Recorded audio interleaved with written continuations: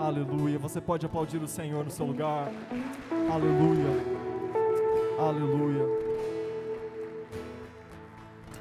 Glória a Deus. Os irmãos podem se assentar. Irmãos, boa noite. Eu confesso que compartilhar a palavra lá na comunidade Restaurar parece um pouco menos desafiador agora. Eu não tenho certeza ainda se eu olho para arquibancada ali, para um lado ou para o outro. Lá o campo de visão é mais concentrado do que aqui. Irmãos, talvez muitos irmãos não me conheçam, meu nome é Magnum. Ajuda a quebrar o gelo. Então eu vou dizer como a gente costuma dizer aqui, eu sou o Magnum da Lávia, aquela moça bonita sentada ali do lado da Dona Ivone, do seu bem-vindo. Aliás, é uma fileira de intercessores ali. Essa semana eu saí recrutando todo mundo que eu podia. Dona Ivone e seu bem-vindo são nossos amigos, intercessores e companheiros de chimarrão também. Nós os amamos muito. Eu gostaria de compartilhar brevemente com vocês algumas coisas. Como é a primeira vez que eu estou usando aqui o microfone nessa oportunidade, eu sou formado em Direito, essa é a minha primeira formação, e a profissão que eu exerço atualmente, eu sou casado com a Lávia já há um pouco mais de 10 anos, mas depois da segunda formação eu estudei Sociologia também, e atualmente eu estou estudando Teologia, porque eu fui encorajado pelo pastor Wesley no ano passado, e ele então tem me discipulado e me supervisionado mais de perto ali na comunidade Restaurar. Pastor Wesley que gentilmente se dispôs a me discipular. Eu estou dizendo isso para os irmãos porque a verdade é que a gente gosta de saber quem a gente está ouvindo, né? A gente não tem tanto tempo assim aqui na Igreja Batista, então eu me lembro inclusive que no ano passado aconteceu um episódio, mais ou menos por aqui assim, no final de um culto, eu tinha compartilhado uma palavra no domingo de manhã lá na comunidade Restaurar, e tem uns irmãos da PIB que sempre aparecem por lá nos domingos de manhã, é uma bênção. E uma irmã tinha estado lá e visto eu compartilhando a palavra ali. E no final do culto aqui, ela passando pelos pastores que sempre estão aqui nesse cantinho, ela comentou assim, eu vi esse irmão pregando lá na Restaurar, ele podia vir pregar aqui também. E eu lembro que a pastora Viviane respondeu de forma bem tranquila, bem gentil, que era um pouco cedo, que ainda ia ter tempo para isso. Muito sabiamente. Então, de certa forma, está se cumprindo esse tempo, né? Mas isso me chamou a atenção, porque eu olhei para a pastora tendo aquele cuidado, e eu entendi que com o cuidado da igreja. E eu também sou membro, sou ovelha dessa igreja, e eu me sinto cuidado também dessa forma. Uma das coisas que chamou a atenção da gente quando a gente veio congregar em São Gabriel e a gente veio visitar a PIB, buscar o Senhor uma direção, foi justamente o comprometimento dos pastores a respeito do ensino da palavra e no trato com a igreja.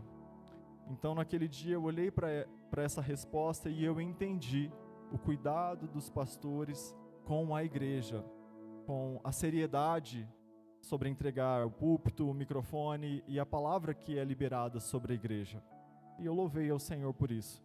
E o desejo sincero do meu coração é poder honrar a confiança de vocês. Irmãos, eu gostaria de compartilhar com vocês uma palavra nessa noite.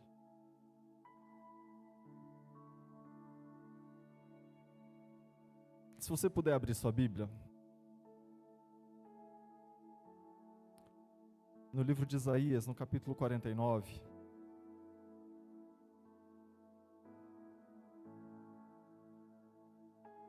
você vai se lembrar que o Eduardo acabou de passar por aqui e ele leu esse texto com vocês.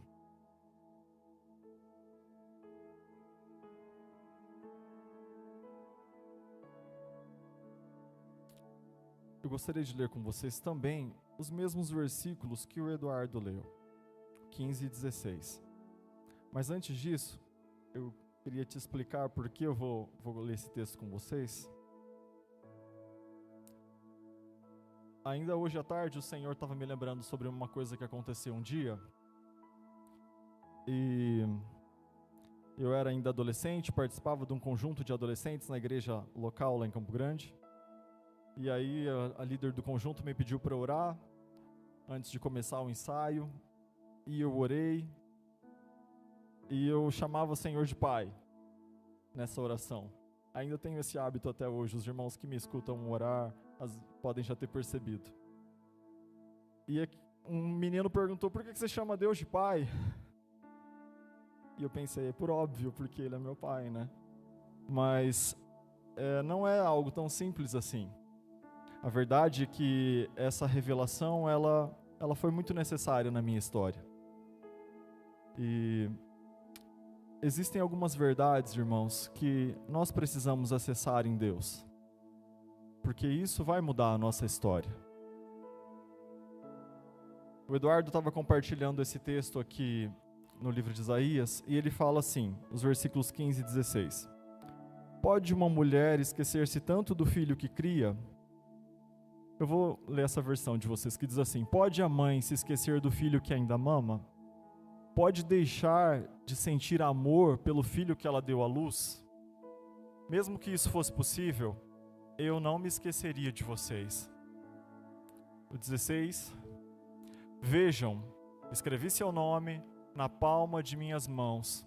Seus muros em ruínas estão sempre em minha mente. É a palavra do Senhor.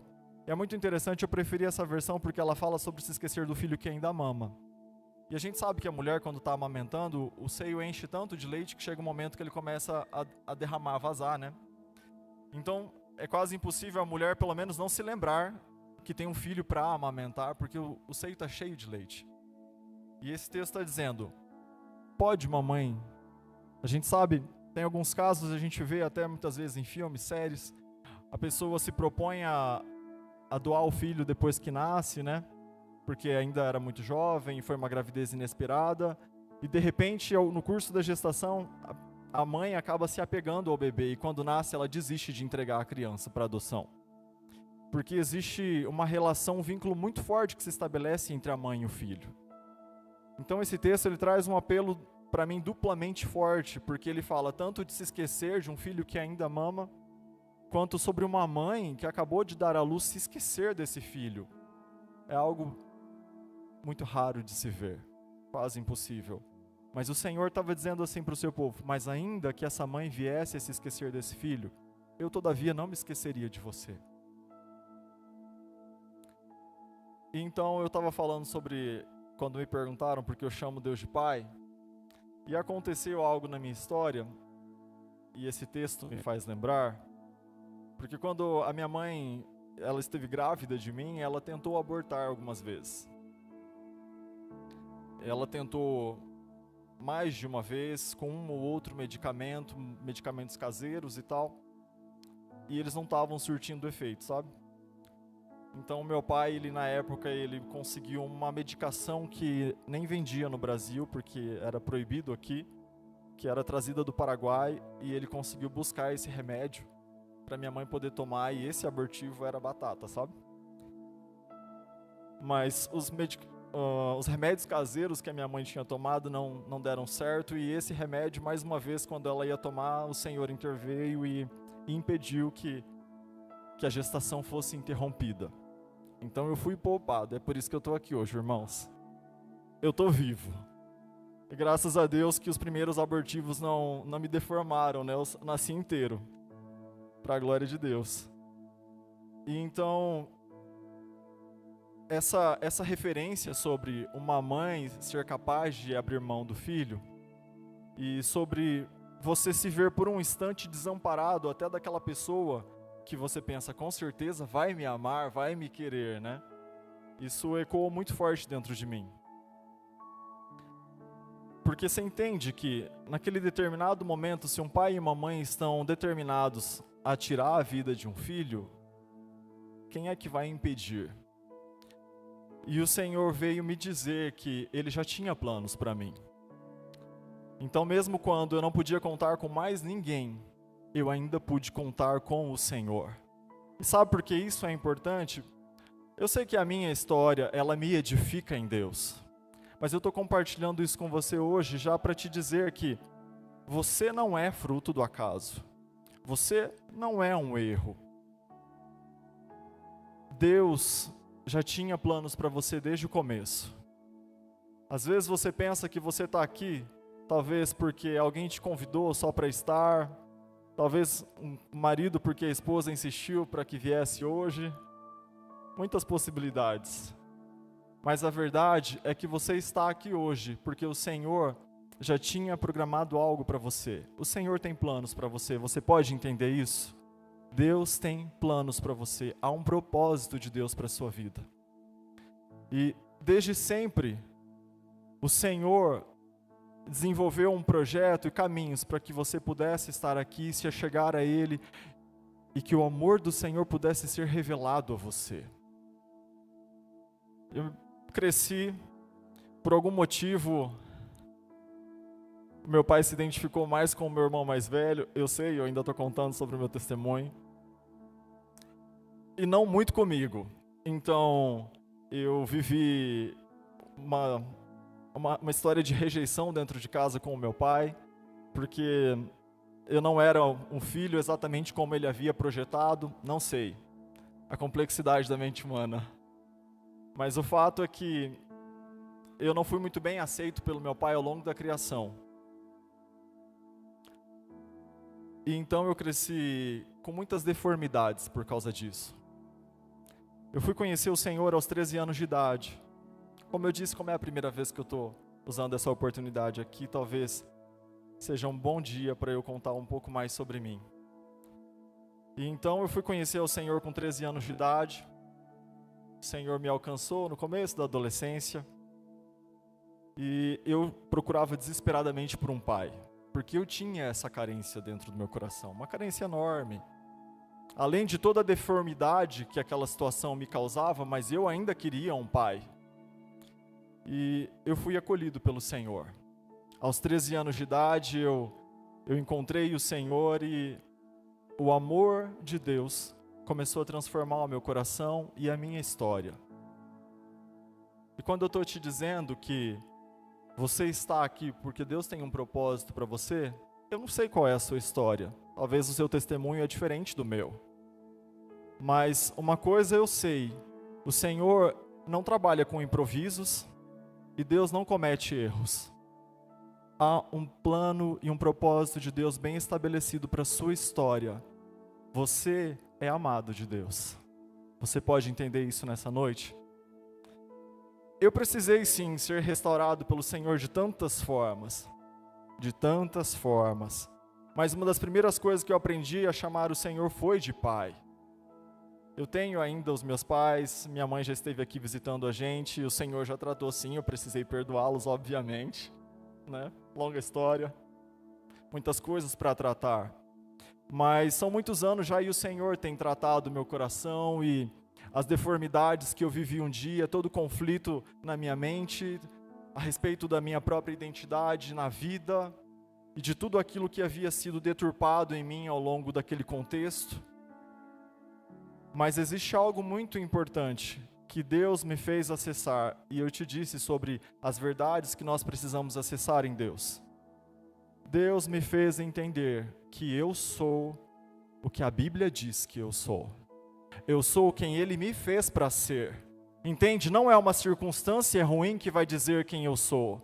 Não é uma experiência ruim, uma trajetória errada por algum momento que vai determinar quem você é. A sua identidade, ela é estabelecida em Deus.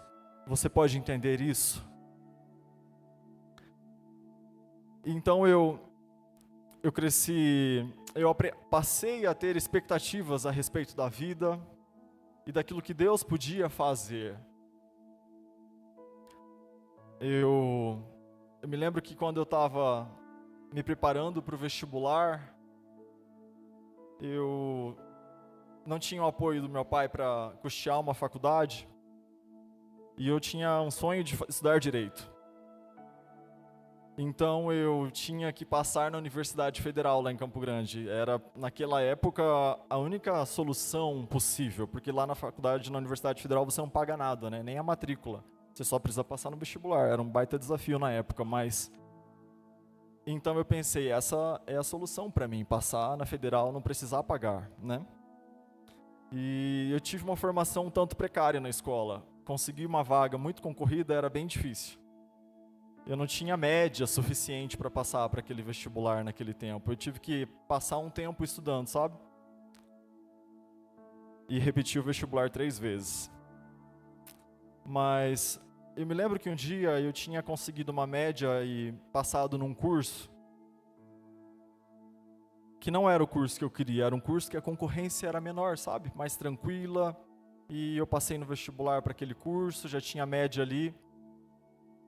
E meu pai disse assim, por mim você podia fazer esse curso aí mesmo. Ele disse, sabendo que o que eu queria, o que eu sonhava era outra coisa.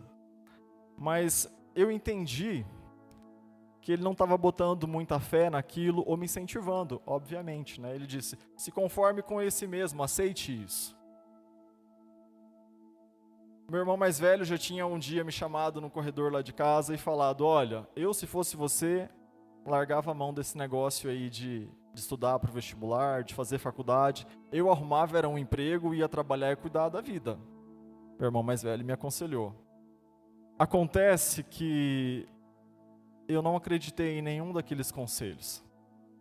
Eu me lembro que quando eu reprovei pela segunda vez no vestibular, eu fiquei muito triste, muito abalado. Porque eu achei que daquela vez eu ia passar, sabe? E eu ainda não passei.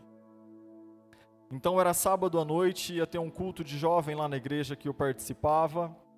E eu morava um pouco mais de 1 quilômetro da igreja. Lá em Campo Grande quase tudo é longe. E eu não tinha carro nem moto, eu ia a pé. Eu me arrumei naquele sábado, eu estava com o coração bem quebrado, porque tinha acabado de sair o resultado do vestibular e eu não tinha passado. E eu lembro que eu fui caminhando da minha casa até a igreja, dava mais de 1 quilômetro, dava tempo de processar alguma coisa. E eu fui chorando o caminho todo. Eu tenho vergonha de chorar na frente das pessoas, mas diante do Senhor eu sou igual ao profeta Jeremias, o profeta chorão. E eu lembro que eu fui chorando o caminho todo até a igreja, repensando sobre aquilo, reprovei no vestibular segunda vez, acho que agora é o fim.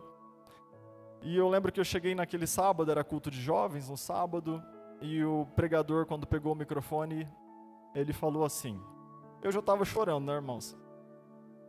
Mas ele falou, Deus me trouxe aqui hoje para liberar uma palavra, e a palavra é, não desista dos seus sonhos. Eu chorei muito mais, e eu voltei para casa sabendo que eu não ia ficar com o conselho do meu irmão, e eu não ia ficar com o conselho do meu pai, mas eu ia ficar com a palavra que o Senhor tinha liberado sobre a minha vida. E a palavra de Deus para mim naquela noite foi de esperança.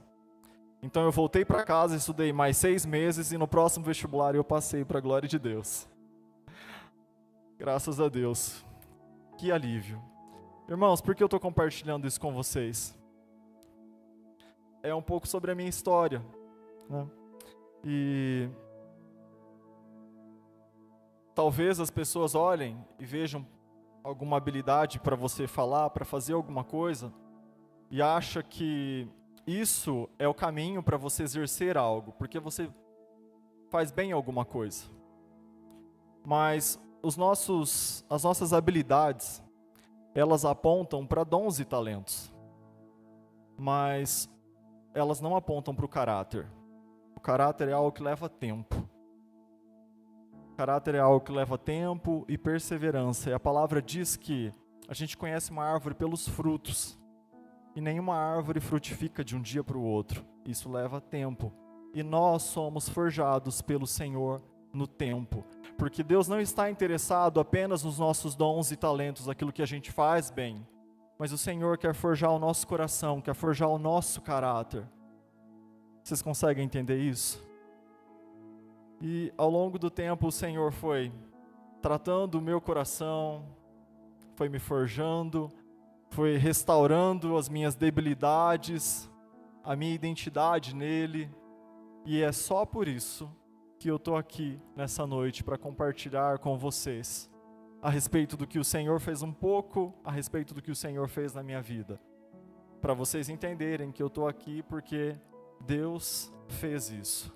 Não é sobre mim, não é sobre se eu tenho alguma habilidade, algum dom ou talento, mas é porque um dia, mesmo quando eu estava ainda informe no ventre da minha mãe, o Senhor me viu, Ele me enxergou, Ele me amou, e Ele tinha planos para mim, para minha história, e Ele me guardou, Ele me sustentou, Ele me defendeu quando ninguém mais podia me defender, mas o Senhor estava lá. Sabe esse texto que a gente acabou de ler? Ainda que uma mãe se esqueça e que não se compadeça, eu todavia não me esquecerei de ti. Eu tenho o teu nome gravado na palma das minhas mãos. Irmãos, como é que você esquece algo que está anotado na palma da sua mão? Toda vez que você olha para a sua mão, sabe a aliança de casado que a gente usa, que também funciona como um lembrete? Então, o Senhor está dizendo, eu te carrego comigo. O pensamento do Senhor está em você, em todo o tempo. Você é alvo do amor, do cuidado do Senhor. Amém? Você pode entender isso? Eu quero que você abra, por favor, a sua Bíblia.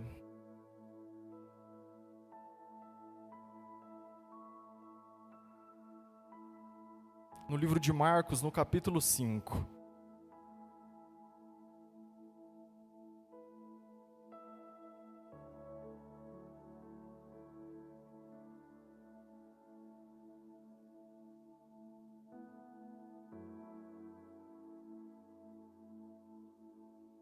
Marcos, capítulo 5. Irmãos, o texto que eu gostaria de compartilhar brevemente com vocês, e agora vai sim ser brevemente,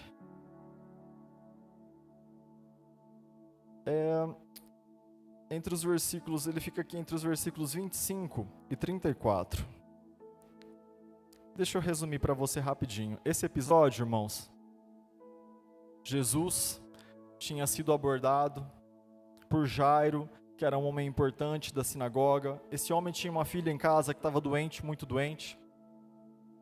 E ele vem, se lança aos pés de Jesus e fala, Jesus, por favor, venha à minha casa e cura minha filha. E ele se jogou aos pés de Jesus, pediu muito, e o Senhor falou, tudo bem, eu vou até a sua casa.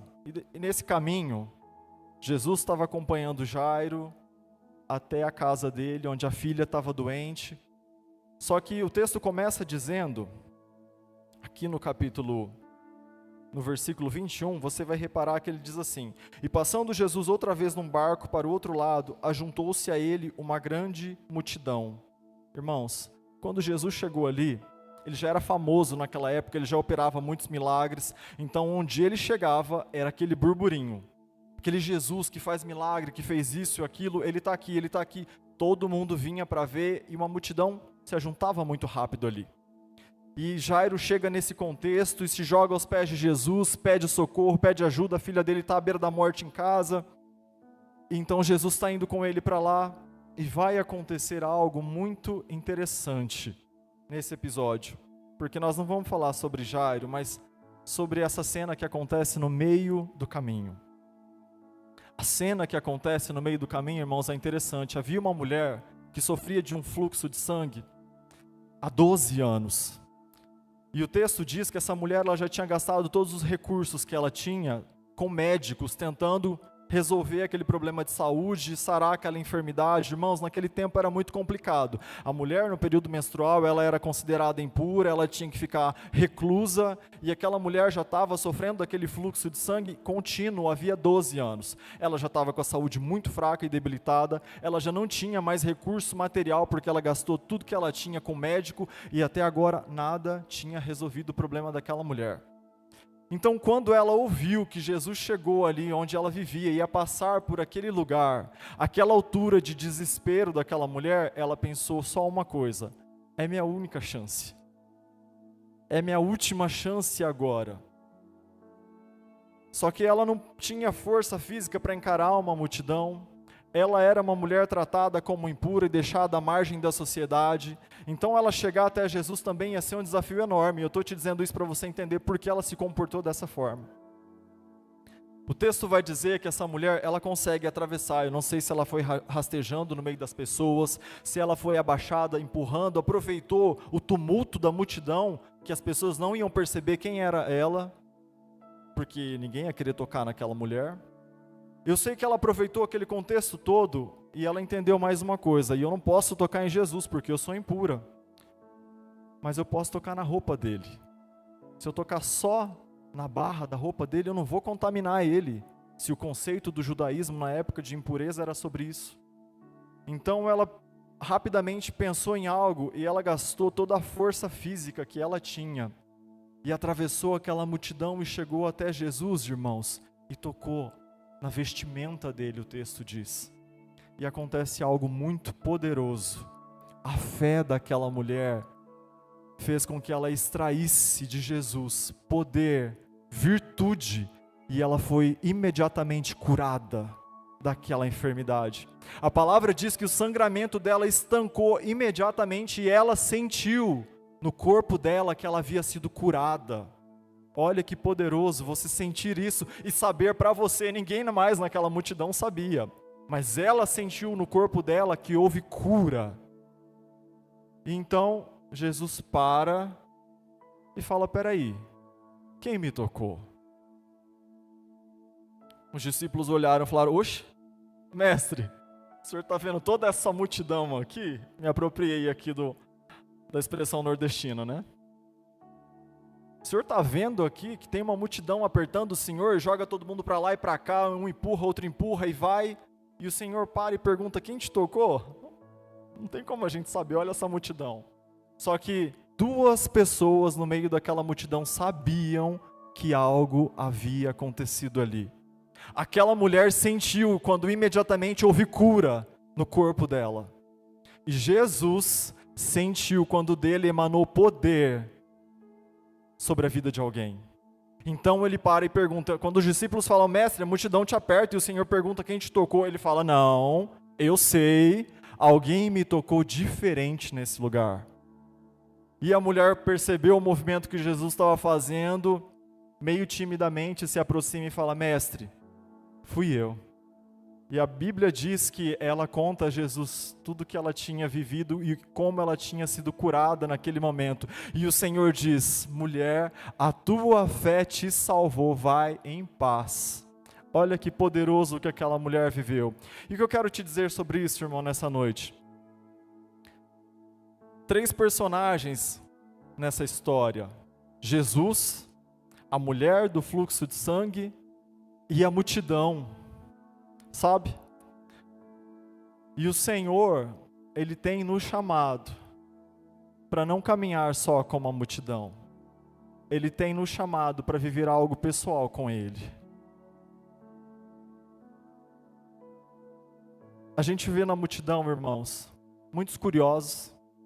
A gente vê muita gente que estava ali só porque ouviu falar que Jesus fazia isso, fazia aquilo, que Ele ressuscitava morto, que Ele curava enfermo, que o paralítico andava, que...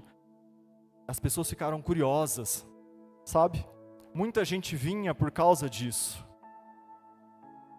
No meio da multidão, geralmente apareciam também os fariseus, sabe? Os religiosos, legalistas, que ficavam fiscalizando Jesus para ver o que ele fazia, o que ele não fazia, para depois poder encurralar ele e falar que ele não era um homem de Deus. Tinha também. Mas existe também aquelas pessoas que se aproximam de Jesus porque entendem que Ele é a fonte da vida, que Ele tem poder de curar, de libertar, de salvar. Pessoas que entendem que Ele traz as palavras de vida eterna. O problema é quando a gente não consegue identificar qual é o nosso papel nessa história. O problema é quando a gente começa a se comportar só como multidão, como curiosos, como espectadores ou como religiosos. Gente que se acostuma com o ritual, talvez. Gente que vem como um crítico para analisar, para avaliar o que está funcionando, o que não está funcionando. Irmãos, eu não quero sair da minha casa e vir à igreja para avaliar se a refrigeração tá boa, se a equipe de louvor estava afinada o bastante, se o pregador era novato, se pregou direitinho ou se não. Eu venho da minha casa aqui para adorar o Senhor, para render o meu coração na presença dEle, para reconhecer que Ele é o único Senhor. Eu sei o que Deus fez na minha história, eu sei de onde Ele me tirou, e eu sei o quanto isso mudou a minha história, e é por isso que eu estou aqui. Eu não quero chegar aqui e me comportar como multidão, eu não quero me comportar só como um mero espectador, eu também não quero ser um crítico religioso, eu quero ser um adorador. Eu quero prestar ao Senhor o meu culto, eu quero levantar as minhas mãos, eu quero manifestar a minha adoração, a minha entrega ao Senhor. E sair como essa mulher. Naquele dia, aquela mulher, ela voltou para a casa dela, curada. Como está o seu coração nessa noite? Avaliando esse cenário de multidão, de Jesus, de cura, porque ainda há no Senhor hoje virtude e poder para curar, para restaurar, para fazer. E como você vai se comportar na presença do Senhor? Eu lembro que o Eduardo falou aqui na abertura, ele lembrou daquele texto que Jesus disse, onde houverem 2 ou 3 reunidos em meu nome, ali eu estou. Então se o Senhor Jesus está aqui, porque Ele está, como você está reverenciando a presença dEle? Como você está se comportando na presença do Filho do Deus vivo? E você vai extrair dele resposta para a sua vida hoje, vai extrair virtude, você vai tocá-lo, você vai se apresentar diante dele, Senhor, eu vim aqui para isso, e o Senhor me tocou, e eu vivi isso, e eu estou me derramando aos teus pés, e te bendizendo, e reconhecendo quem o Senhor é, e o que o Senhor fez em mim.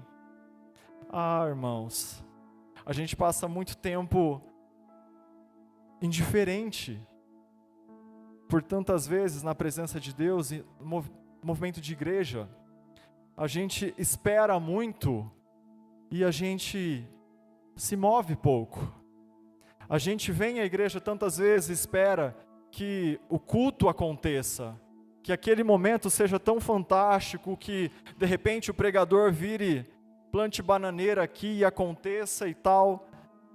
Mas a gente acaba se esquecendo do culto que nós prestamos a Deus, de como nós nos posicionamos, sabe?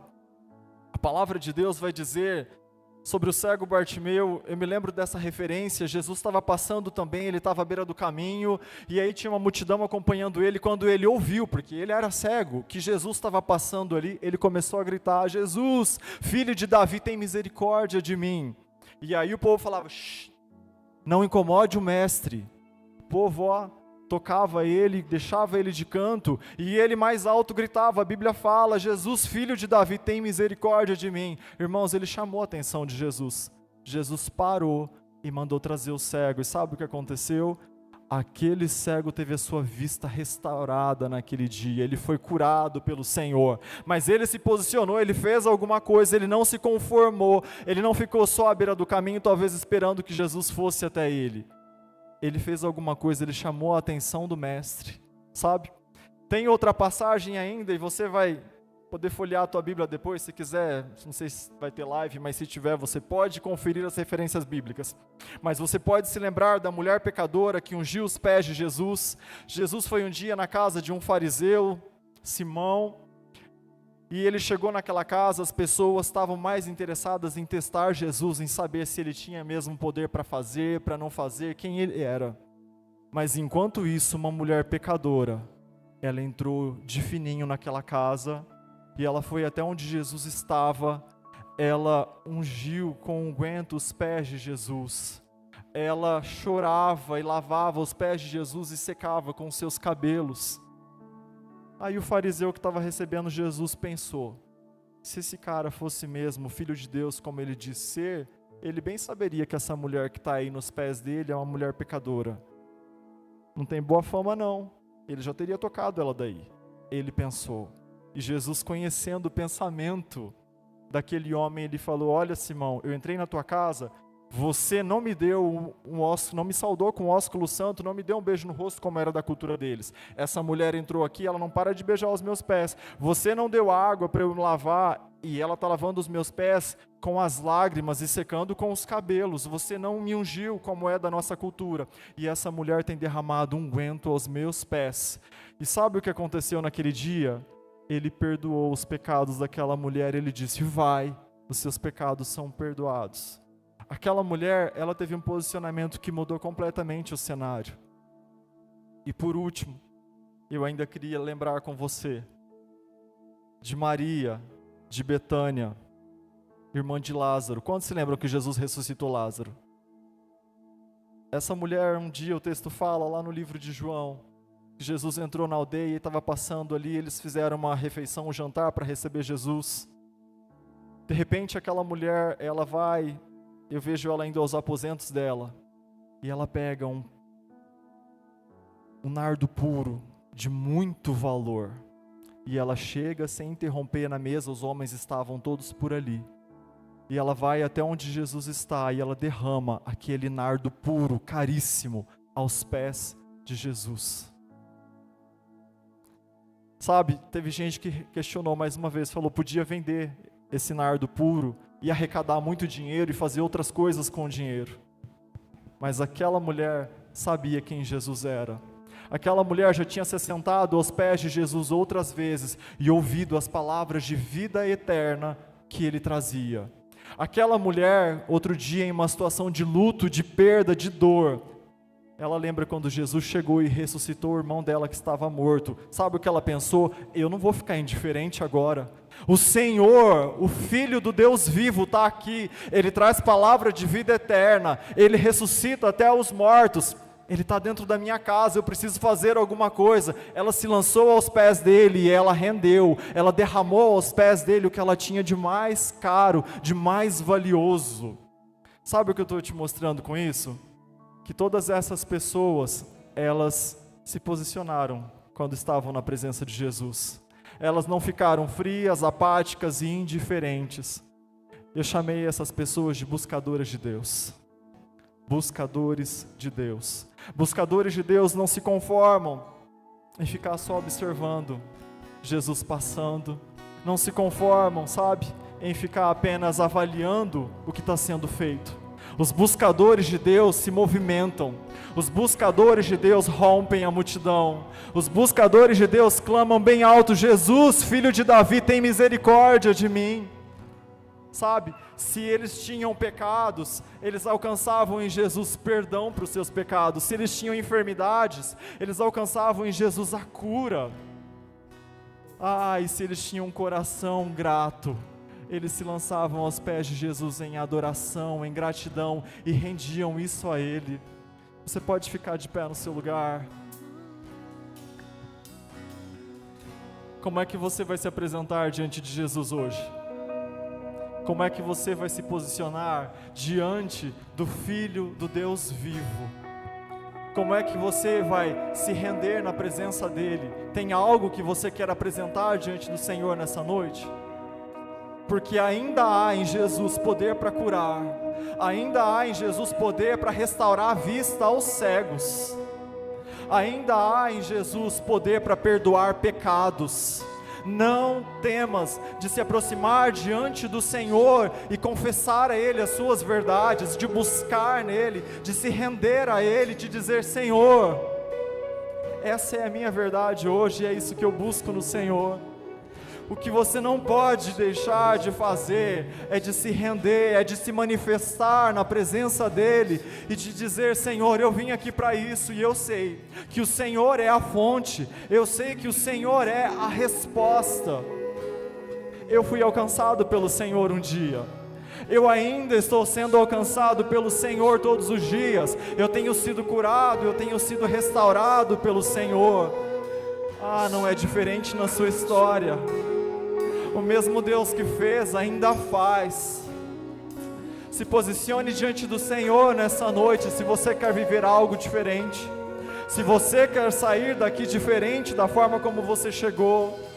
Então declare ao Senhor a sua verdade nessa noite, e deixe o Senhor te alcançar, deixa o Senhor te tocar e fazer, porque Ele tem interesse em te restaurar, Ele tem interesse em curar você, em sarar o seu coração. E debaixo dessa palavra, eu clamo, Pai, nos alcança nesse lugar, nessa noite, pelo poder da Tua palavra, que é viva, que é eficaz, Pai, que penetra até a divisão da alma, do espírito, juntas e medulas. Senhor, em nome do Senhor Jesus, vem arrancar de nós toda dureza de coração, vem remover, Senhor, toda religiosidade, toda frieza. Pai, vem nos restaurar para Ti, porque nós queremos estar diante do Senhor como verdadeiros adoradores. Nós queremos estar diante do Senhor com o coração rendido, entregue, interessado, Pai, naquilo que o Senhor pode fazer, pode mover em nós.